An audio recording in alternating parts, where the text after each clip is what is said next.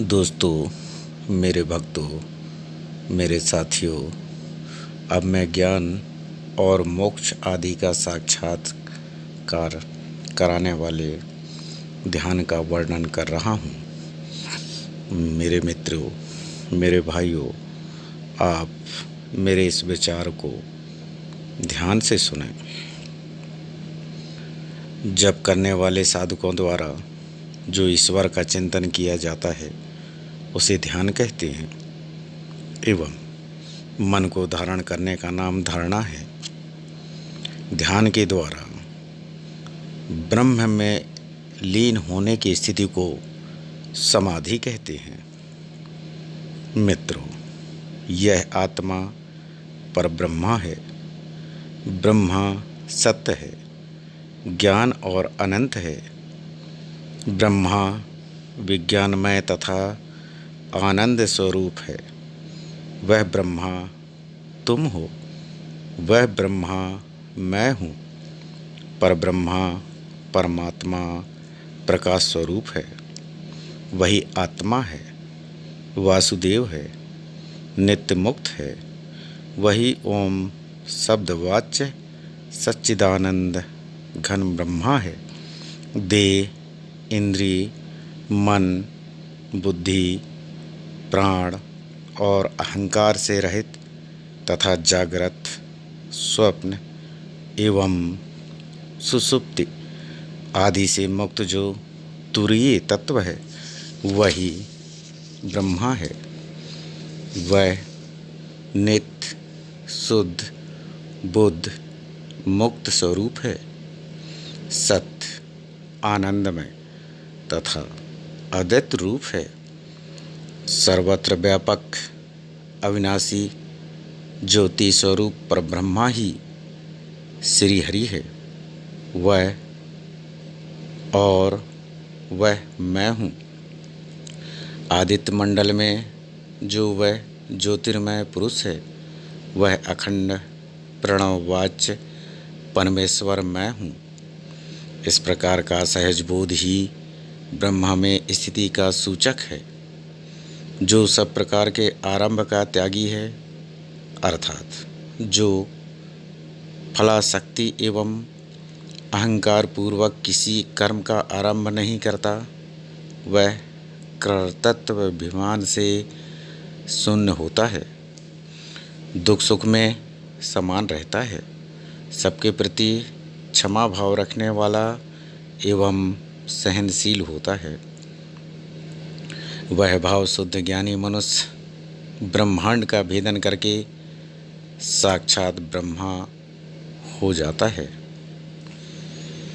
मनु, विष्णु, याज्ञवल्क्य, हरित, अत्रि, यम, अंगिरा, वशिष्ठ, दक्ष, संवर्त, सातातप, पाराशर, आपस्तंभ, उष्णा, व्यास, कात्यायन, बृहस्पति, गौतम, शंख और लिखित, इन सब ने धर्म का जैसा उपदेश किया है वैसा ही मैं भी संक्षेप से आपके समक्ष सुना रहा हूँ। मित्रों, सुनो, यह धर्म भोग और मोक्ष देने वाला है। वैदिक कर्म दो प्रकार का होता है, एक प्रवृत्त और दूसरा निवृत्त। किसी भी कामना युक्त कर्म को प्रवृत्त कर्म कहते हैं। ज्ञानपूर्वक निष्काम भाव से जो कर्म किया जाता है उसका नाम निवृत्त कर्म है। वेदों का अभ्यास, तप, ज्ञान, इंद्रियों पर संयम, अहिंसा एवं गुरु सेवा, ये परम उत्तम कर्म निःश्रेयस मोक्ष रूप कल्याण के साधक हैं। इन सब में भी आत्मज्ञान सबसे उत्तम बताया गया है। मैंने भी अपने योग एवं योग साधना से जो अनुभव किया, मैंने पाया कि अपने स्वयं का आत्मा ज्ञान से बढ़कर कोई और उत्तम ज्ञान नहीं होता। इसीलिए शास्त्रों ने भी माना है कि सभी ज्ञान से अपना आत्मज्ञान सबसे उत्तम बताया गया है। वह संपूर्ण विद्याओं में श्रेष्ठ है। उससे अमृतत्व की प्राप्ति होती है। संपूर्ण भूतों में आत्मा को और आत्मा में संपूर्ण भूतों को समान भाव से देखते हुए जो आत्मा का ही यजन, पूजन एवं आराधना करता है वह स्वराज्य अर्थात मोक्ष को प्राप्त होता है। आत्मज्ञान तथा सम मनोनिग्रह के लिए सदा यत्नशील रहना चाहिए। यह सामर्थ्य या अधिकार द्विज मात्र को, विशेषतः ज्ञानी पुरुष को ही प्राप्त है, जो वेद शास्त्र के अर्थ का तत्वज्ञ होकर जिस किसी अपने गुरु के आत्मस्वरूपी आश्रम में निवास करता है, उन पर विश्वास करता है, उन पर श्रद्धा करता है, वह इसी लोक में रहते हुए ब्रह्म भाव को प्राप्त हो जाता है। हर हर नर्मदे, हर हर नर्मदे, हर हर नर्मदे। अतः मित्रों, मेरे भाइयों, मेरे दोस्तों, आप मेरे संदेश, मेरे इस प्रवचन, मेरे इस कटु सत्य को आपने सुना होगा या फिर पहली बार यदि आप सुन रहे हैं तो सुनकर ही आत्मसात करें, ध्यान में लीन होएं। ध्यान रहे, जिस पुरुष को भी या जिसने भी अपने गुरु का सम्मान नहीं किया, अपने गुरु का पूजन नहीं किया, अपने गुरु के पद चिन्हों में नहीं चला, वह इसी लोक में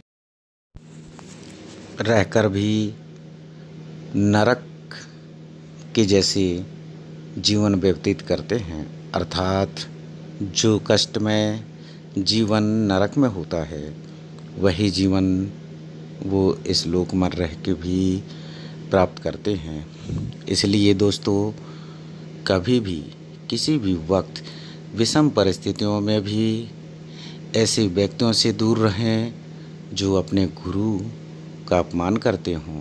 गुरु का अपमान करने वालों के पास नहीं रहना चाहिए। गुरु के अपमान करने वालों के शब्दों को नहीं सुनना चाहिए।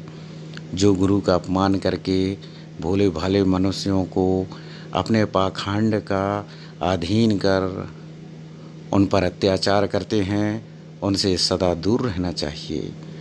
जो व्यक्ति अपने गुरु के शिक्षा ग्रहण करने के बजाय अपने गुरु का अपमान करता है, उस पर भगवान तो क्या अन्य देवी देवताएं भी दूर रहते हैं, भगवान भी उनसे दूर रहते हैं। क्योंकि ऐसे अत्याचारी, ऐसे पाखंडी व्यक्ति जब गुरु का नहीं होते तो वो क्या भगवान के भक्ति कैसे करेंगे, किसी देवता पर विश्वास करेंगे जब उन्होंने अपने पगधारक, अपने पग पर चलाने वाले गुरु का ही अपमान करता है। ऐसे इंसान से भला कोई दिव्य शक्तियाँ उनके पास कैसे रहेंगे। इसलिए दोस्तों, आप यदि इस YouTube चैनल के माध्यम से मेरे वाणी को सुन रहे होंगे और सुनने के बाद ऐसे व्यक्तियों से सदा दूर रहें जो अपने गुरु का ही नहीं होते और सदा गुरु का ही अपमान करते रहते हैं। ऐसे नीच योनि युक्त जीवन जीने वाले व्यक्तियों से जो गुरु का अपमान करता हो, उससे दूर रहें। उससे आप उसी तरह से दूर रहें जिस प्रकार से भगवान एवं अन्य देवी देवताएं उनसे दूर रहते हैं। हर हर नर्मदे, हर हर नर्मदे।